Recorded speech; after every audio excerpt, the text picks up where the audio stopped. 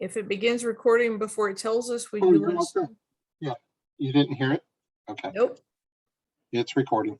Okay, in that case, welcome from the IIBA Tampa Bay, Florida chapter study group for July 2022. This is our 43rd consecutive class.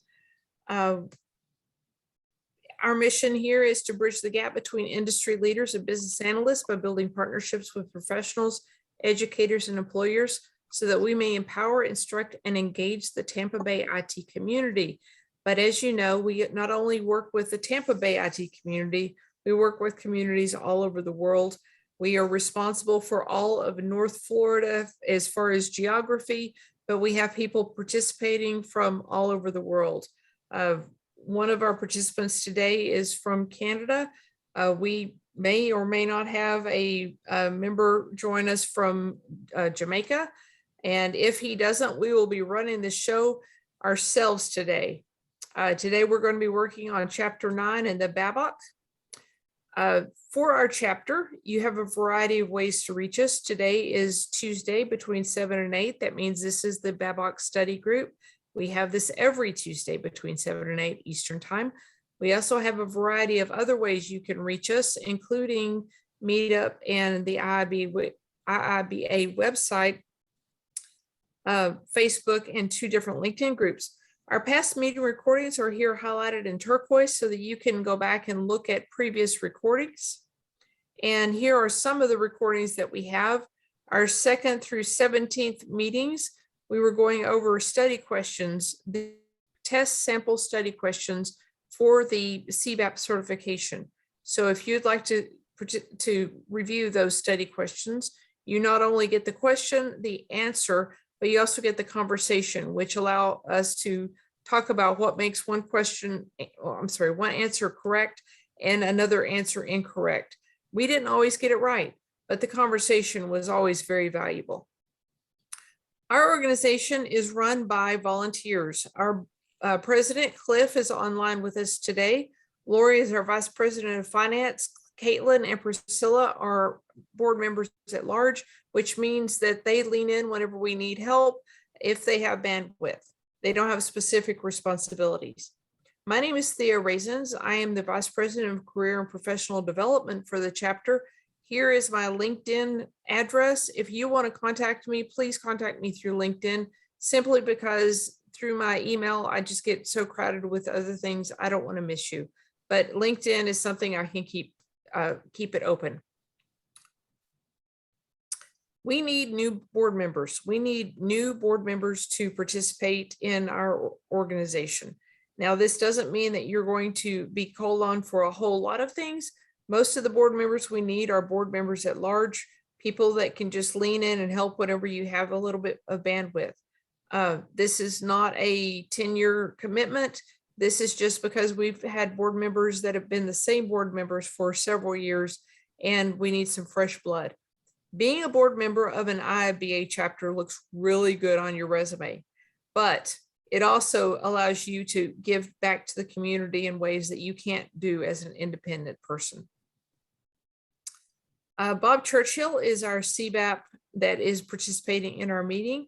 He has passed his CBAP certification with the IIBA. He also has a variety of other certifications, which give him a wealth of knowledge that we don't typically have in some of these meetings. He also has a website that has a good variety of very interesting information. I encourage you to check it out. Now, let's see, do we have our presenter online? I do not see him, so we're going to do this ourselves. So let me switch over to the other web page. Wrong web page. Here it is.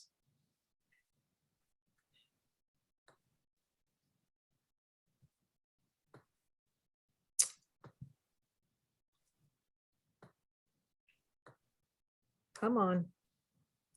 Sorry, guys, I moved it out of the way and now I'm having trouble finding it. Okay, so last week we started talking about communication, the communication skills. So there's a variety of communication skills that are mentioned in the BABOK. And because these things will be part of your certification test questions, it's important that you know the lists that are in them.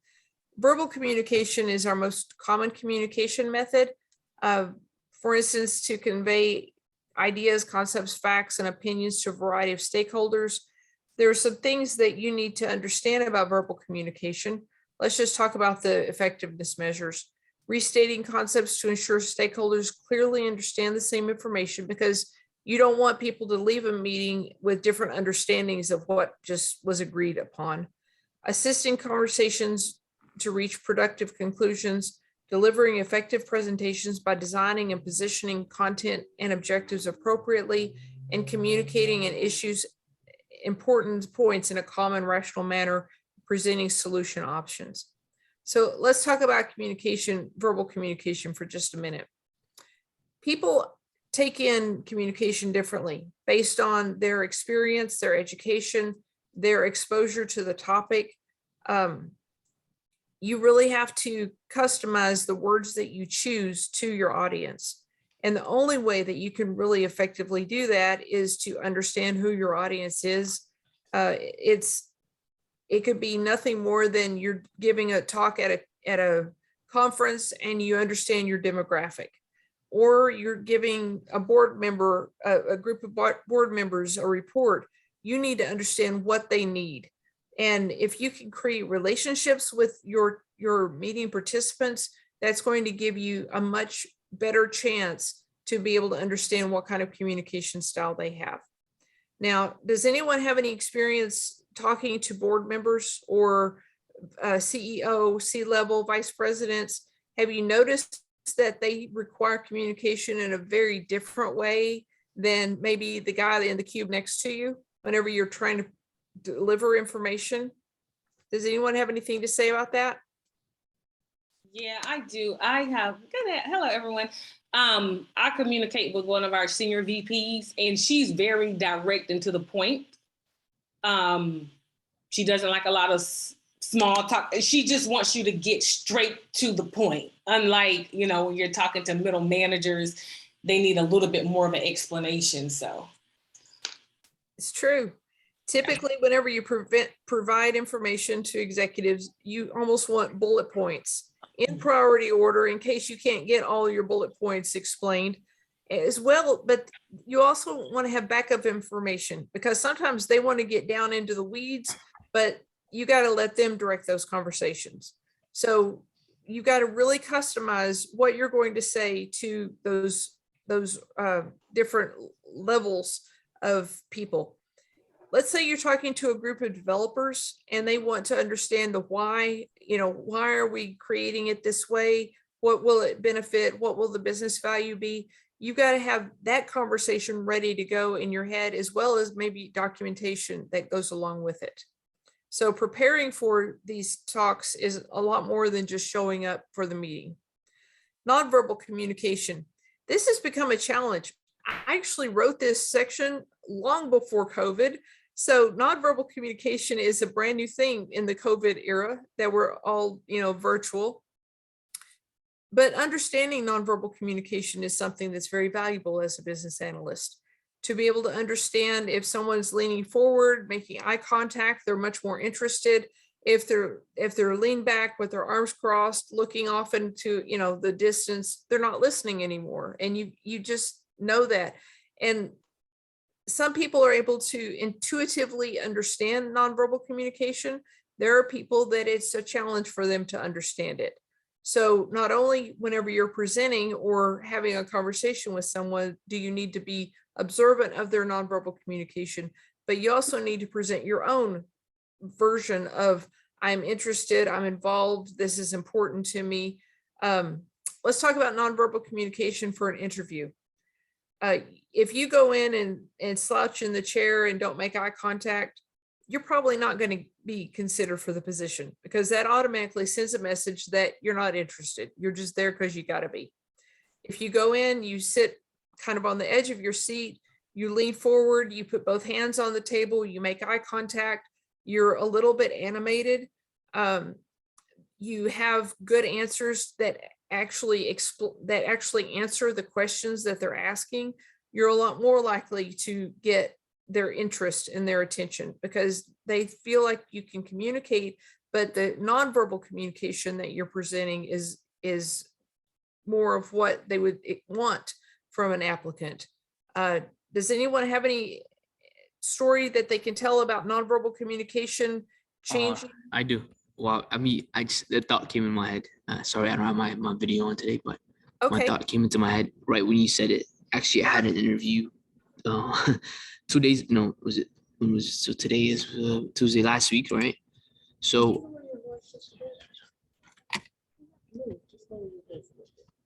I went to the interview, right? I was dressed professionally, clean shaved, right? My hair was fine. And I actually used to work there, right? So when I went there, I sat at the front. I mean, I sat, like I had this, I wasn't laid back, but I was at the edge of my seat. Now I'm trying to recall what I did. So I was at the edge of my seat, put my hands on the table. Maybe I lacked a little bit more professionalism, but because I already worked there, I was very comfortable with the guy that was interviewing me. He asked me 5 questions, and they were easy questions. Honestly, I was surprised with the kind of questions he asked, because it was a 3rd step interview. And then I answered the questions really well. Like, they were super easy. I was surprised. I thought he was going to ask me a lot more difficult questions, but no, they were not. And it was a tiers 2 support job. So, and then I told him how I used to work there. I told him my background. Maybe sometimes I tend to speak a lot. I tend to talk a lot, and I go off topic, but I worked on it. I did go back to the topic. I did address the question. So so long story short, right? At the end of my interview, I got feedback from the recruiter. You know what the recruiter said? what? They were like, he lacked professionalism. He was not, he couldn't answer some of my questions. And then he was, I think one was, I forgot the last feedback. He was like over eager, but that was the feedback I got. She said, and then the main thing, I wasn't professional. I was like, whoa. So I was shocked with the feedback I got from the manager, the management. Do you feel like your nonverbal communication contributed to that? Yeah, that's what I'm assuming. But it Okay, was, I mean, the guy was pretty straightforward. He was very comfortable. You know what I mean? right? So I was shocked when he told me that, and then that's why they didn't want to bring me on board. They didn't give me an offer because of those reasons. Okay. So I just wanted to address that. So Well, you know what? Getting negative feedback that helps you improve seems like it hurts, but if it does help you improve and you can name the problem, you can resolve it. So Yeah. I have confidence that you'll be able to do that. appreciate it. Yeah, it was a good experience. That's why I got better. Yes, Bob. They have done studies where they videoed people, and I've read about this for probably 30 years because I certainly struggle with it myself. I mean, even before all this happened, right? And they'll watch somebody say things in a meeting, and everybody will ignore him because his nonverbals off. There's something about him people do not respond to and do not take seriously. And then later in the meeting, somebody will say the exact same thing, and everybody will jump on it like it's the greatest thing since sliced bread. It's ridiculous, but it's real. And we are all evaluating people based on a host of subjective preferences, and you need to be aware of it. And if need be, get professional coaching. Mm-hmm. It's a brutal thing and it's real. If you're taller, you do better. If you're better looking up to a point, you do better. But if you're too good looking, that starts to hurt you going the other way. So there's a lot that goes into it. It's true. The effectiveness measures for nonverbal communication includes improving trust and communication as a result of nonverbal communication. So people can gain or lose trust in who you are, what you have to say, the validity of your comments based on your nonverbal communication. So this means nonverbal communication is so much more powerful than just how does somebody take you? And because as business analysts, we need their trust for them to provide us valid information, as well as we need to be trustworthy to them so that they will listen to what we have to say. Let's move on to written communication. The purpose is to use written communication to convey ideas, concepts, facts, and opinions to a variety of stakeholders. Whenever we talk about preparing for a presentation and we talk about choosing what words we use, we also have to choose what format we're going to use for written communication. Some people will be able to take let's say a process flow that's a swim lane diagram and just look at it and understand it easily. If you're working with the people that understand it, you can speak to them in swim lane diagrams, but you have to understand who it is you're talking to. So a context diagram, a swim lane diagram, bullet points, a spreadsheet, a business case, a use case diagram, user story. You have to figure out how you're going to structure the information in a written form, especially whenever we're working with people that are distributed. People that, I'm going to do a presentation today to my onshore people, but early in the morning, tomorrow, the offshore people are going to get the same thing. Are they going to get the same information from what I'm presenting to both groups? If you possibly can, try to make one presentation applicable to all groups. That way you only have one thing to make changes to if changes need to be made. And it's a whole lot easier to keep the validity of the single source of truth. Okay, effectiveness measures for written communication. Adjusting the style of writing for the needs of the audience, use of proper grammar and proper use of grammar and style, choosing words the audience will understand what the intended meaning of, and the ability for the reader to paraphrase and describe the content of the written communication. Does anyone have a story of being able to write something that really knocked it out of the park, that conveyed to the audience what you needed to say? I'm not sure if I knocked it out the park, but because I used to do a lot of marketing copywriting and sales copywriting, I've studied like words and words flow. So that has helped me in kind of communicating with just like a positive, upbeat, using action words and verbs. I don't know as I transition into an analyst role, if like that type of language is acceptable, like this is great or amazing. But I know like in our real estate industry, being able to write those type of emails that are very light and very positive has been helpful. That I've had people to come to me to say, hey, can you help me craft this email or write this email so that it doesn't sound too harsh or I don't sound demanding? Like, how can I have a better flow with my words? And that the recipient receives the manner and the tone in which the email is being written. That's excellent. I would say that even though we're all adults and we all have experience writing, rereading what you wrote and reading it out loud and maybe to a coworker occasionally is a good idea.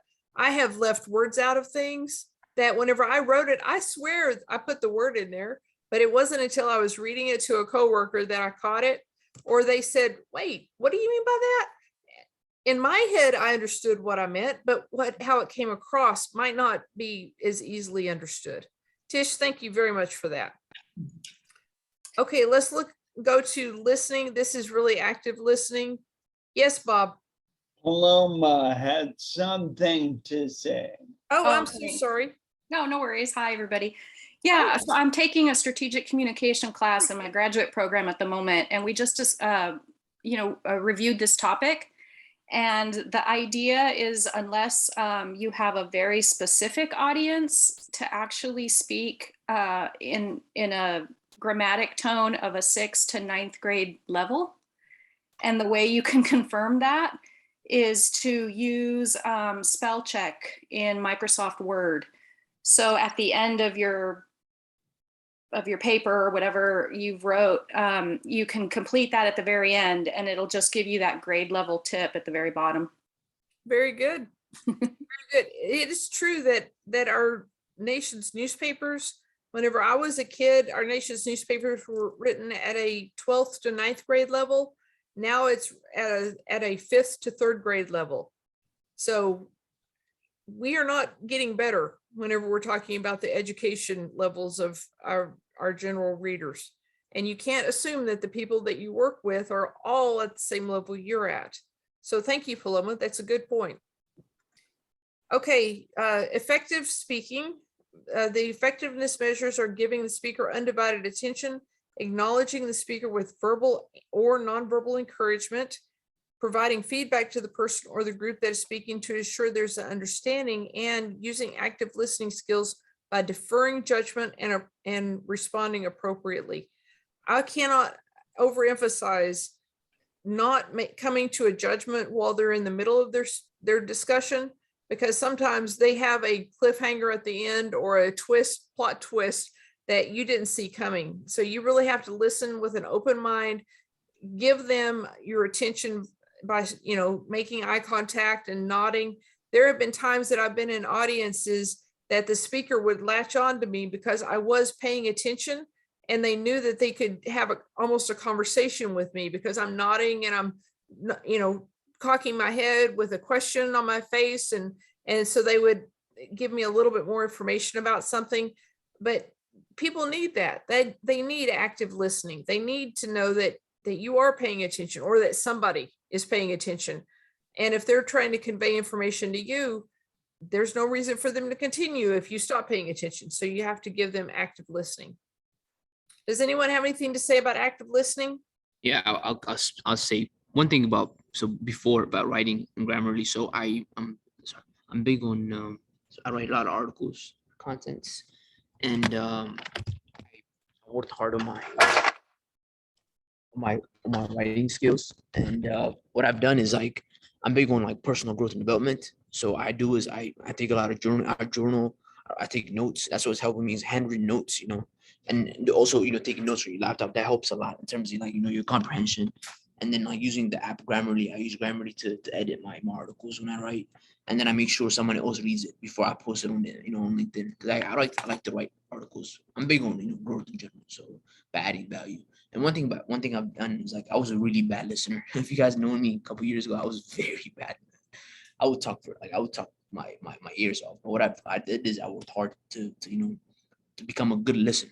I've gotten so much better. So I make sure before I speak, I always listen. Listen, Very good. listen. Just listen. When someone speaks, just listen. All you have to do is listen. And he's going to Okay. talk his ear off, and just keep on listening and then respond. So I tell myself, it's a mentality I've developed. I worked hard on this aspect. It's not easy. You have to rewire your brain. Growth mindset, exactly, Paloma. It's all a growth mindset. Rewiring your mind, just listen. That's it. That's all you have to do. Simple. Okay. Very good. Thank you, Ben-Hur. Yeah, I want to add something. Yes, Dish. Other week in our team meeting, we had to do, I have to recall, and I'll bring it back to the group, an active listening exercise. And we had to listen to the person talk for 3 minutes, and we had to make a little tick about how many times we wanted to interrupt or give advice or stop them. And it's amazing how within a 2-minute time period of that person talking, I think I had maybe 10 ticks. So it's just kind of helping our team to be more active listeners without responding with judgment. Like you said, before the cliffhanger at the end, we're already ready to give an answer and we haven't heard all the information. I agree. It is very challenging. And something I noticed, especially on our virtual meetings, if you interrupt somebody, that person is less likely to finish their thought, and they're less likely to speak up again the next time. And so the people that are dominant, that interrupt and over talk other people, will end up being the only ones talking, because everybody else is like, well, they didn't want to hear from me, or they must not value what I have to say. And so they stop talking. And so basically you're wasting their time, and you're not getting the wealth of knowledge that they might be able to contribute. So Tish, that's a really good exercise. I have a feeling it would be painful, but maybe we all need to do it. Okay, It's next very part. painful. It is painful. Okay, yes, Bob. Just briefly, this is a skill you'll need to use for elicitation and getting feedback on things you're presenting. So listen, take notes. One thing I always did when I did interviews of SMEs in particular is rather than write, and I can't even really write physically anymore. So voice record notes. So I'll ask a question, listen to the answer, paraphrase it on a recording, and then I'll transcribe those into even briefer notes. It's very quick. It allows you to capture what the people said accurately and thoroughly.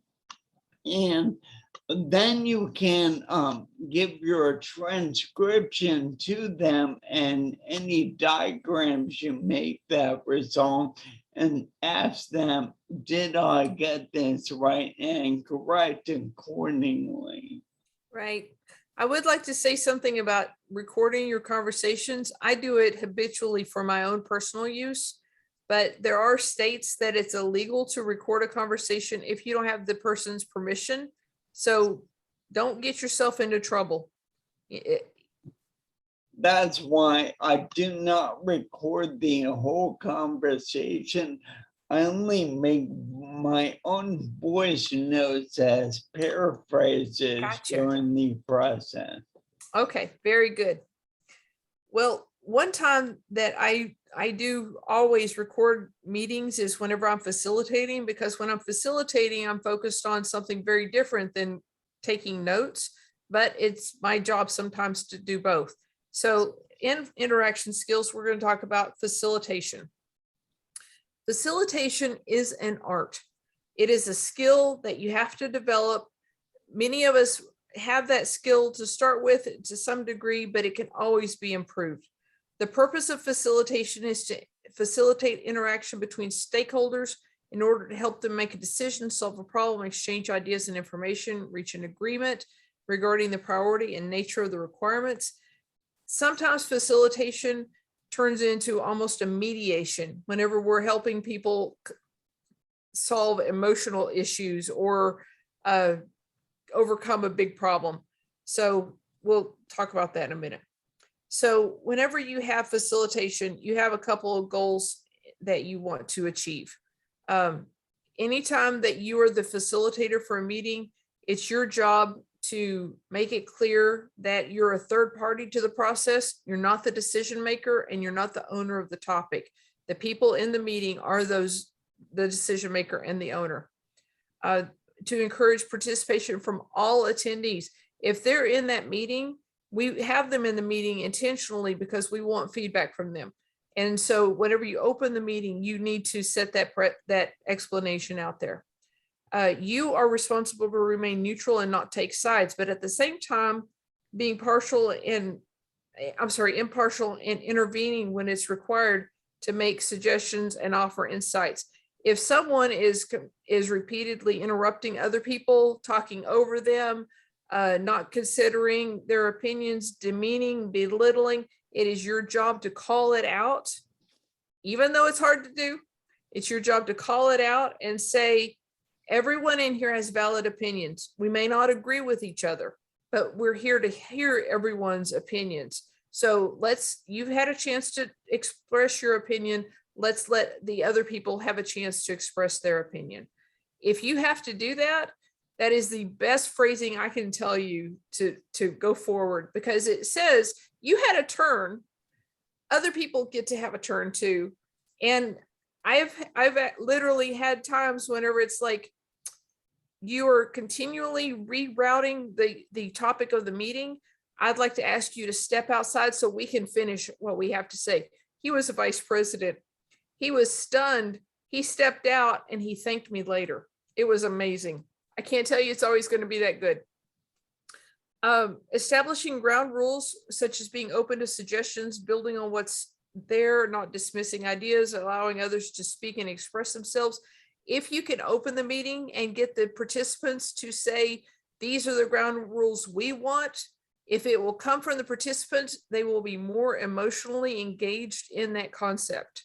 If you bring it up, if you come in and say, okay, this is what we're going to do, they're not going to be as emotionally engaged and they won't support it and follow it as easily. So get them to tell you what they want the ground rules to be, because honestly, a lot of times they know this guy interrupts constantly, or this guy talks over people, or, you know, they know what they're looking at whenever they walk into that room, because they know some of these people. If they can say, this is what we want the ground rules to be, you say, this is a ground rule. Does everyone agree? Just give them, you know, 5 seconds to say, we agree. These are our ground rules. And then you get them all written.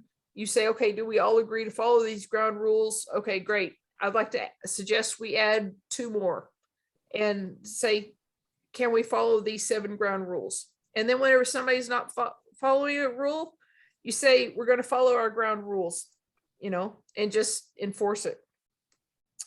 Ensure that participants in a discussion. Sorry, can I interrupt? If you don't mind? Yes, go ahead. I'm sorry. So I'm part of Toastmasters, right? I attended a session a few weeks back. It's called Speaker to Trainer. So I was the only in the classroom. I was the person that was constantly asking questions, right? I was putting myself out there, and then everybody was like, "This guy's a talker." Right? Everybody was like, this guy's a talker. He talks a lot. He's a talker. I'm a talker too. I like to talk. I'm very extrovert. But one thing I've worked hard is I know when to keep my mouth shut. Right? I know when to speak and when not to speak. That's important. You have to know when to keep your mouth shut and when to speak. So that's one thing I've worked hard on. Is like, you know, that's part of, you know, especially when you do meetings, facilitating, and you're around people, you got to know when to speak and when not to speak. And then what comes out of your mouth is crucial. That's what I've worked on. Like I've overcome, and I'm getting a lot better. That's what Toastmasters and groups like that. That's what helps you. You know, it really, you know, hones your weaknesses. Very good. So you think that the rules in Toastmasters have helped you? Oh, absolutely. And I'm also part of a different mentorship program outside of this. So it has really helped me in my personal growth and development, because I make all my mistakes during Toastmasters meeting. That's what Toastmasters is for at the end of the day, right? When you go there to get better, right? That's what this group is for. We want to become better business analysts, right? In our career path. So that's what it's important to you know, to do, you know, to have supportive relationships, to be part of supportive groups that's going to help you in all areas of your life. You know what I mean? Not just, you know, not just Toastmasters, in all areas of your life. You got to have people that are going to support you, push you, uplift you. Surely you might not have that at work, you know what I mean? So that's important. That's what changed my life, at least. Okay, thank you, Ben-Hur. The next one is ensuring that participants in a discussion correctly understand each other's positions. So this is your opportunity to say Tish made a statement, and I want to be sure that the other people heard what she had to say, because maybe they didn't look like they were listening. So I might paraphrase it and ask Tish, did I get that right? Just so that the other people have a second chance to hear what she just said. So that's one of your responsibilities. Using meeting management skills and tools to keep discussions focused and organized. That means time boxing, having specific goals that you want to achieve, having specific questions you want answered, creating that agenda ahead of time, getting it published, letting them know that you're going to ask them to speak on certain topics ahead of time so they have a chance to be prepared. You've got to use those meeting management skills. Preventing discussions from being sidetracked into irrelevant topics. You have to allow some leeway for people to talk, but you also have to have some kind of control as a facilitator. You can't let it get too distracted, or you're not going to achieve your goals for the meeting. And understanding and considering all parties' interests, motivations, and objectives. So, have I missed anything in facilitating that y'all have experience with? No, but I had to look up time boxing because I never heard that before. What do you think about it? It's interesting. It's just time management. I'd never heard the term time boxing before. It's literally, we will spend no more than 5 minutes talking about getting to the answer to this question, or 15 or 30 or whatever. Because if you just leave it open, people can spend the whole meeting talking about the first question and not get to the second, third, and fourth. And if you time box something and you don't have leeway to be able to expand it for that meeting because you have other things, you could say, okay, this obviously needs more discussion. We'll schedule a different meeting to talk about this one topic, but it keeps it going. Okay, leadership and influencing. Business analyst uses leadership and influencing skills when guiding stakeholders during investigation of business analysis information and solution options. They build consensus and encourage stakeholder support and collaboration during change. So, you know, as facilitators, we have no ownership, but whenever someone says, this is the direction I think we should go, and it sounds logical, you have to see, does everyone agree, and build consensus and get people to say, yes, this is what we think should happen. Or if it's an architect and the architect says, this is how I want you to design it, or this is how I'm going to say it should be designed and built, then you say, okay, the architect said this. Does anyone have any concerns with it? You know, you ask for feedback from the people, because if they have no concerns, that means that they're for it, right? But you have to build that verbal consensus and get them to get on board with it. Bob, do you have any experience with building consensus that you can tell us about? Not really. The many things I've done really build consensus and facilitate are not things I've done a lot. I usually go along for the ride. Okay, so effectiveness measures on this would be reduce resistance to necessary change, articulation of clear and inspiring vision of a desired future state. So what does done look like? So everybody has the same picture. Success in inspiring others to turn the vision into action. What steps do we need to take to get there? Influence on stakeholders to understand mutual interests. Effective use of collaboration techniques to influence others. Influence on stakeholders to consider broader objectives over personal motivations, and reframing issues to alternate perspectives can be understood and accommodated to influence stakeholders towards shared goals. So it looks like to me in all of this, you have to not only understand what your participants and your stakeholders' current goals and motivations are, you need to be able to say, you know, you guys both want this for two different reasons. You want it for reason A and you want it for reason B. So together, can we work together to get this thing done? But if you don't understand their motivations and their goals, you're not going to be able to make those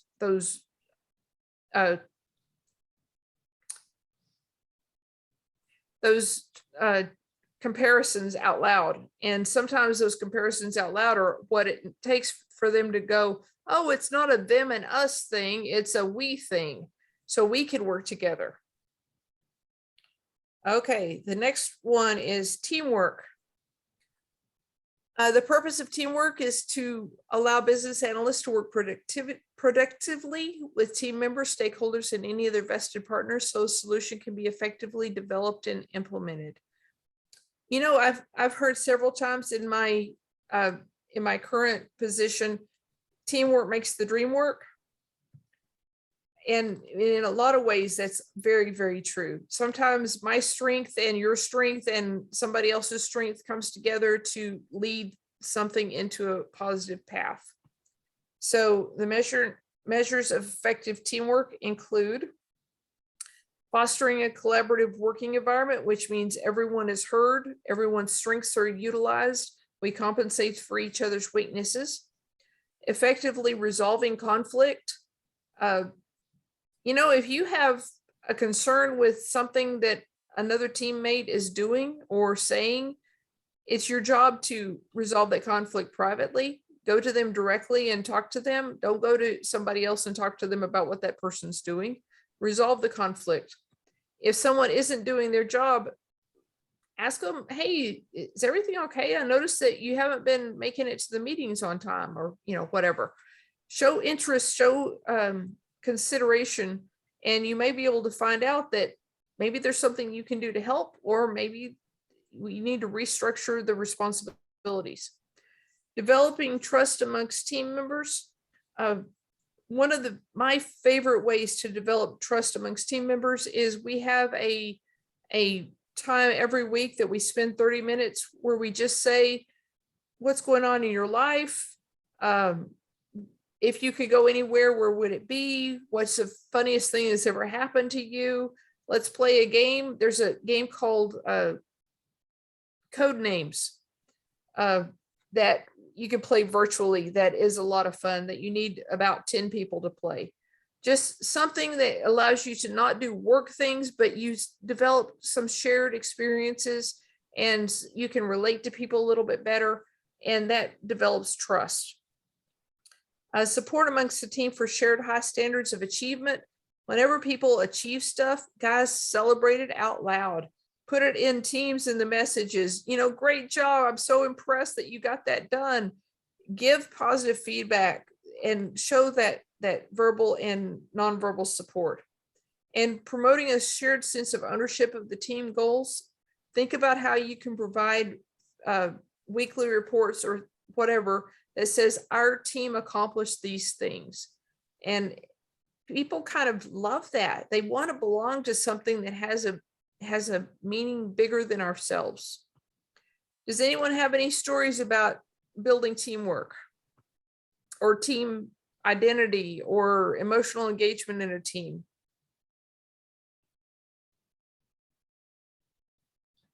I've been part of many teams, large and small, and sometimes they work great and sometimes not so much. Most project failures are due to bad team dynamics. So if people don't get along and don't want to work together, that's a big problem. One other really fascinating thing I've read and experienced is if the work situation is really bad, it doesn't really matter. What the management does are probably going to fail. And if the work situation is really good, you're probably going to succeed almost no matter what the managers do. So the quality management really makes the most sense, has the greatest effect on the outcome in those intermediate situations, and that's taken into account the business environment, the opportunity, technology, team dynamics, and so on. The best situations I've been in were when everybody was competent and they all liked each other. I've had situations where I didn't necessarily have the warmest fuzzy for someone I was working with, but they got the job done effectively and we got along great. And there are other times when it was just a complete disaster and I wanted to do unspeakable atrocities to have the people that were managing the situation. So if you get the work done, it creates a positive feedback loop.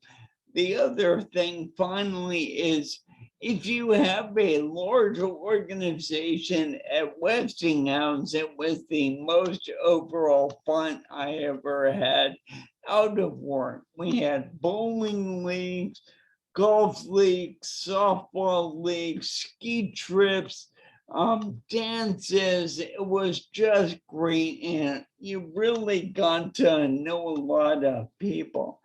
I got into board gaming because some colleagues introduced me to it at work.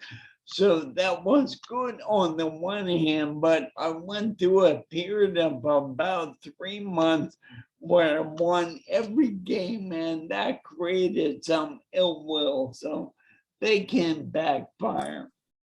I'll stop there. Sorry. No, I think that was very valuable. Thank you, Bob. You broke the let me- rule of not letting them win every once in a while. Bob. You can't do that. It's okay. It's okay. I would do that now. I didn't have the self-awareness back then. Okay. I want to go back to this one, effectively resolving conflict. You've heard that if someone's going to leave a company, it's usually because they're leaving a leader. There's somebody in their organization that is causing a problem. And it's usually a leader, but it doesn't have to be a leader. It can be a coworker. One of the things that causes the most problem in teams is if you've got one person who's not doing their job and leadership is ignoring that problem and they're letting the other people pick up the slack. So the one person is not doing their job, 3 people are having to do 4 people's job. And so the 3 people are disgruntled at some point because that's not fair. And they feel like their efforts are discounted, and it's just not good. So if there's somebody that's not doing their job and it's consistent, it needs to be discussed. It needs to be discussed with that person. If you have any kind of leadership position, even respect of leadership position in that group, talking to that person saying, hey, I noticed this is happening. Is there anything I can do to help you do better? If you can't do that, don't do it. But if you can, that is the best thing you can do to improve the team. If you can help the person stop not doing their job, is basically, that was a double negative. I apologize. Well, how many of us have been on group projects in school and run into that? You get one person in the group that's skating by, but everybody else wants the A, so they work their asses off for it. Or everybody else Mhm. sits back and one person ends up carrying them. Doing the whole thing. Yeah, I've done that too. Yeah, it could be either way. But if there's somebody that's not doing their job, just understand it's normal to feel resentful. If that pattern continues, it's a leadership issue. The leadership needs to be aware that it's happening. If they are aware and they're ignoring it, you might need to find a better place to work. Okay, negotiation and conflict resolution. The purpose is occasionally mediate negotiations between stakeholders in order to reach a common understanding or an agreement. So this is a situation where you've got people that may have different goals for the same project, and you need to reach a single goal. You need to have everybody focused on a single goal, and you can't have people, changing direction in the background or in the hallway or whatever. You've got to come to this. It involves meeting discussions, helping them recognize that there are different views on the topic, resolving the differences, reaching conclusions that have the agreement of all participants, or at least the leadership. You got to identify the underlying interests of the parties, distinguishing those interests from their stated positions. It's like I'm acting one way, but I'm telling you a different thing. You got to kind of clear the air and get down to the single truth. You need to get the outcome of the resolution to align with the overall solution that the business needs. So, effectiveness measures of this. A planned approach to ensure the negotiation takes into account the tone of voice, the conveyed attitude, the method used, the concerns for the other side's feelings and needs. Understand that sometimes people live in their feelings and sometimes people live in their logic. And some people can go from one side to the other, but if someone is working in their feelings, they may not even be aware of some of their motivations. If they're only working in logic and needs, it's a lot easier to deal with. And if you're talking about, this group is feelings and this group is logic, it gets to be challenging to get them all on the same page. The ability to recognize that the needs of the parties are not always in opposition and it is often possible to satisfy both parties without either side losing. So you find situations that it's a win-win, or at least it's somewhat compromise for each side, and it's not only compromise on one side. An objective approach to ensure the problem is separated from the person, so the real issues are debated without damaging working relationships. Whenever you say, well, you always, or I hate it when you what, it's, this seems to be a reoccurring theme that we're encountering. You take it away from what this person is doing or what this department is doing, so that it's depersonalized. And the ability to recognize the effective negotiation and conflict resolution are not always achieved in a single autonomous meeting, but sometimes several meetings are required to achieve the stated goal. I want to warn you, though, people don't want to come to these meetings after about 2 or 3 of them, because it's like, we're not getting it done. You need to get something achieved at every meeting. So if you can cut a big problem down into 4 small problems, and each meeting resolves one of those small problems, at least they'll feel like they got something accomplished and be willing to come to the next meeting. Does anyone have any comments about that? Hi, Thea, it's Bonnie. Yes. Hey, Bonnie. Actually, I always try to come to meetings with, my BATNA kind of together, right? So that's the best alternative to a negotiated agreement, right? Because you know that you're not going to get everybody to agree. Like everything Thea said was absolutely true. You have to understand people's motivations. And, if you've had working relationships with these individuals and you get to know a bit about these individuals, being able to have some form of BATNA when you're walking into a meeting, you don't know how it's going to go. You have no idea. But if you have the trust of the people, you understand what their motivations are, you understand what goals that they're trying to achieve, then I know this sounds bizarre, but I used to be into game shows. Let's make a deal. Those things stick in the back of my mind. Again, it's almost like those old school TV shows. I'm telling you, you have to be unique. Bob, by the way, you had me cracking up. Thank goodness I was on mute. I love hearing you speak. But anyway, it's that. So I always try to have BATNA. So just always think about, to Thea's point, have the best alternative to a negotiated agreement, because you're not going to get everybody on the same page. But the idea is for people to feel like that they will get some form of what it is that they actually want. It's all in the ways and how you present. So if you go into any meeting, no matter what the meeting is, with some kind of BATNA in mind about the particular situation, chances are you can make it a win, and you can make everybody feel like a winner before the meeting is over. And like Thea said, it could take a couple of meetings. You want to try to do that, resolve it, as fewer meetings as you can, because like she said, it can be a little bit wearing on individuals at a given time. Thea, thank you for letting me do that. Bob, I'm still laughing. Actually, I think what you have to contribute is very valuable, and I want you to keep doing it. Okay, thank you. Okay, we have enough time to go through teaching. So you'll notice that listening and teaching are 2 totally different topics in this. I'm actually the one that split this out in the book, because whenever you're teaching something, it's very different than presenting or something else. You're teaching to be able to lead people to a conclusion that's your conclusion. You're not facilitating to get them to reach a common conclusion, but you're trying to give them information that they didn't have before, and you want them to end up on the base that you want them to reach. So teaching skills help business analysts effectively communicate business analysis information, concepts, ideas, and issues. They also ensure that information is understood and retained by stakeholders. So we talked about verbal communication, conforming it to the people that you're talking to.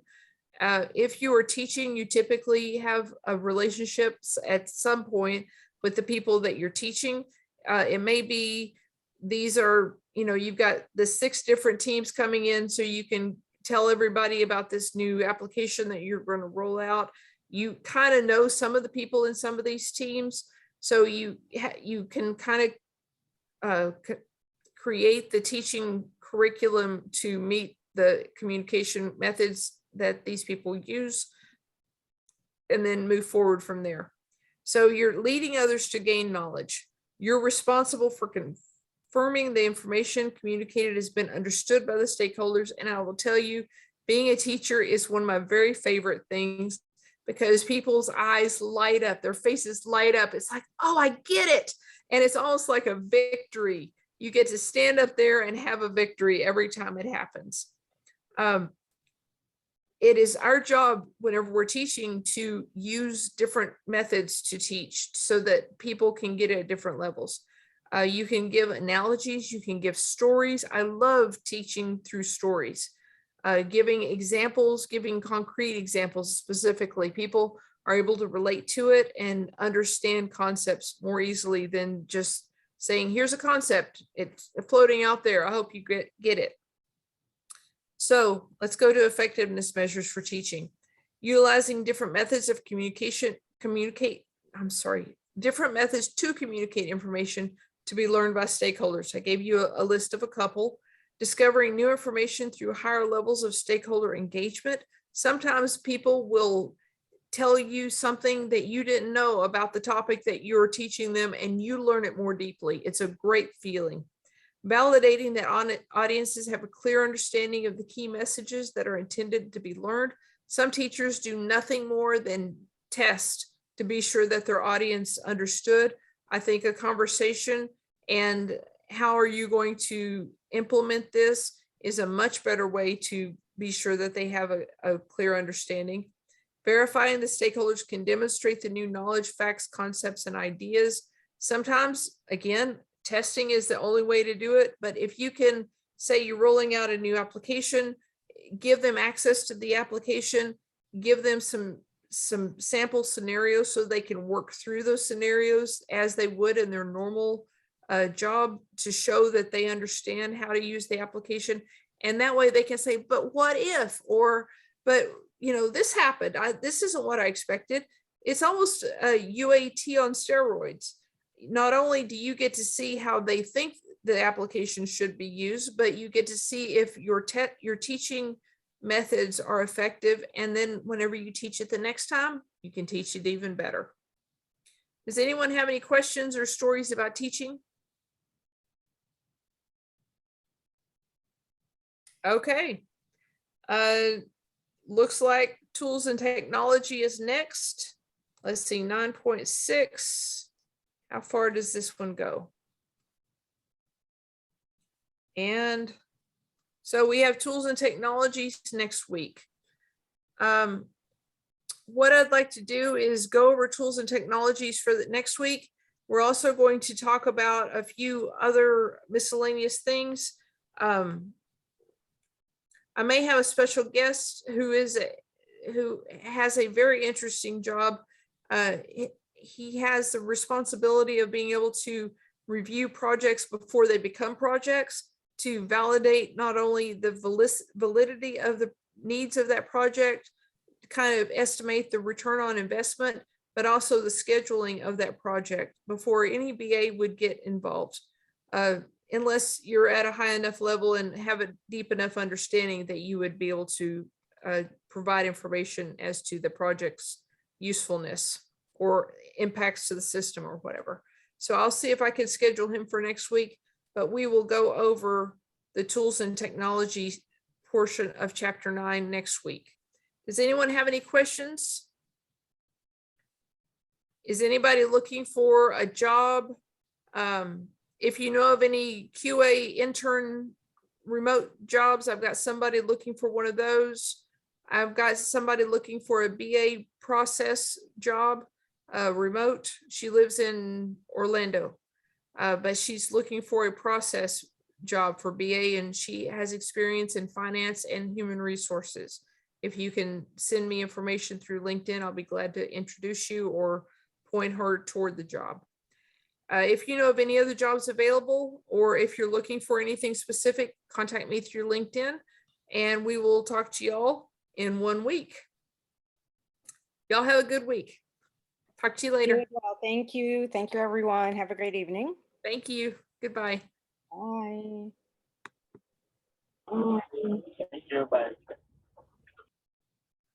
Yeah, Yes. I meant to say, thank you for your company last week. That was fun. I did not